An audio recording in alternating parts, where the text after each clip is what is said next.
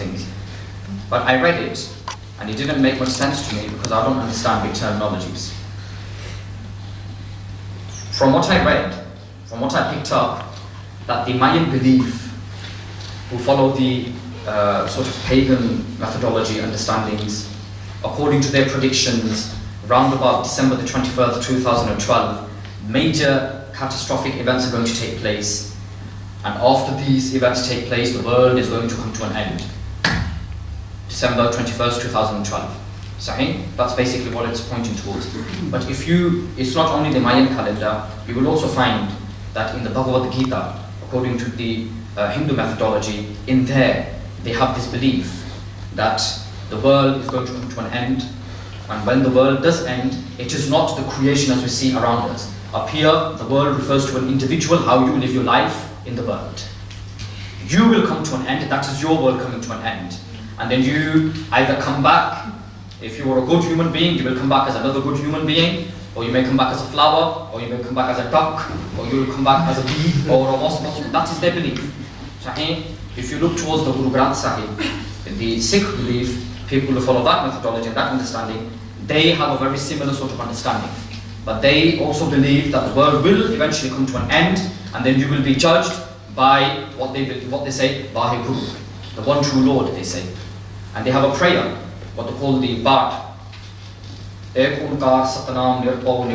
goes, believing in the oneness of God and calling upon the oneness of God, and then they have representatives who represent God. So they have this belief as well that eventually everything will come to an end. Sahih?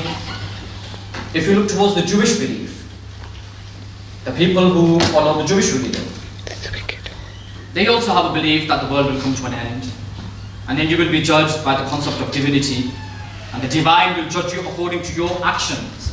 And then depending upon what your actions were, you will either enter into the blissful garden, or you will enter into hellfire, the abode of punishment. We have the Christian belief that the world will come to an end, doomsday, and then you will be judged, and so on. And then we have the Quran, the Kalam of Allah subhanahu wa ta'ala, and from the Risala of Rasulullah sallallahu alayhi wa sallam. The Prophet of Allah alayhi salatu wasalam, from his prophecies, which can be found in the narrations from Abu Sa'id al-Khudri radiyallahu anhu, Sayyidina Anas bin Malik radiyallahu anhu, Abdullah ibn Mas'ud radiyallahu anhu, Hafiz ibn Kasir speaks about it in the book Malahim wal Fitan. In the first page, he speaks about the narration given by Abdullah ibn Mas'ud, in the meaning of the narration that the Prophet of Allah sallallahu alaihi wasallam stated, in the meaning of what he said. This is the hawala, is given from the Sahih of Imam al-Bukhari. The Prophet of Allah alayhi salatu wasallam stated that on the day of Qiyamah, I do not fear for my ummah that they will be put into trials and tribulations.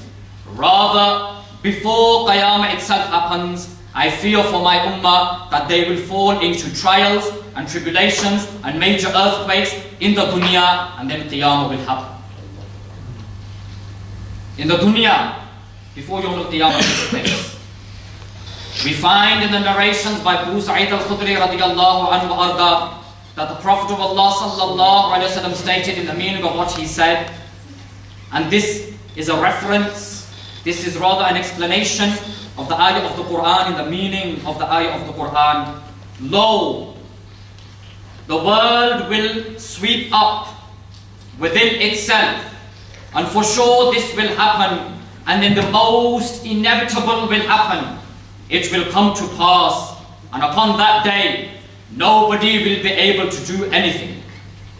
The Prophet of Allah alayhi salatu wasallam, he emphasized upon this, and he said in the meaning of what he said, that when that day eventually comes, when the world will sweep up, and he alayhi salatu wasallam, as he said this, he put his hands together, and he said the world will close in within itself, and everything will be destroyed.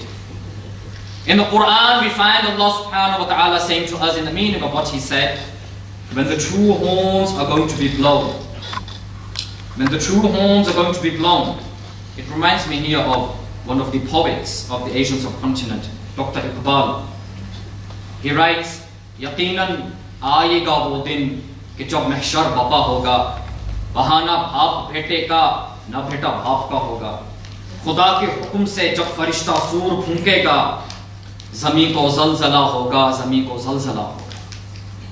He writes in the meaning of what he says, and he's giving an explanation of the ayah of the Quran and the hadith of Rasulullah sallallahu alaihi wasallam, that eventually when the two horns are blown, with the first blowing according to one narration, every single thing that has life within it, nafs within it, the souls will be taken out and they will drop.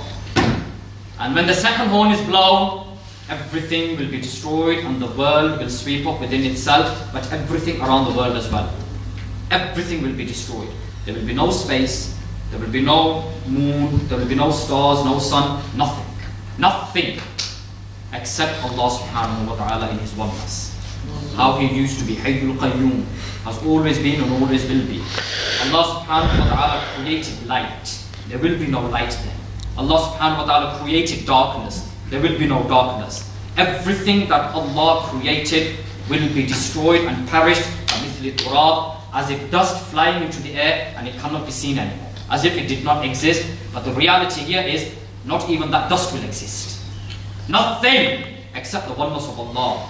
And we find in the hadith that can be found in the Asnad of Ahmad ibn Hanbal that Allah subhanahu wa ta'ala within His oneness He will call out, Aina malak al-ard, where are the kings of this earth?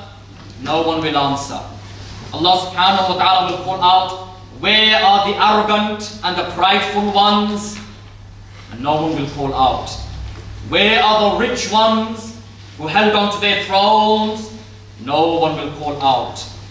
Where are the gods who used to be worshipped? No one will call out. And Allah subhanahu wa ta'ala Himself will say that I am the true King and the Sovereign, and I am the one true Lord. It is only I. Only Him subhanahu wa ta'ala jalla jalaluhu wa amma. So everything will come to an end, ayyuhal Muslimun. The world will sweep up within itself. The reality is, what have you done for it? What have you prepared for it?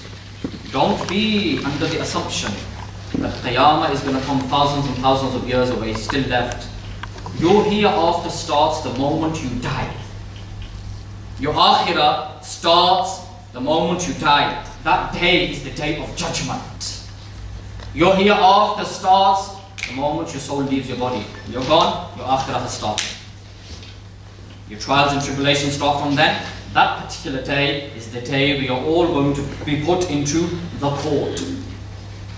We're going to be put in front of the true judge, the Hakim subhanahu wa ta'ala, and then we're going to be judged according to our actions and our deeds and so on. And do not assume that you're going to enter Jannah through your deeds.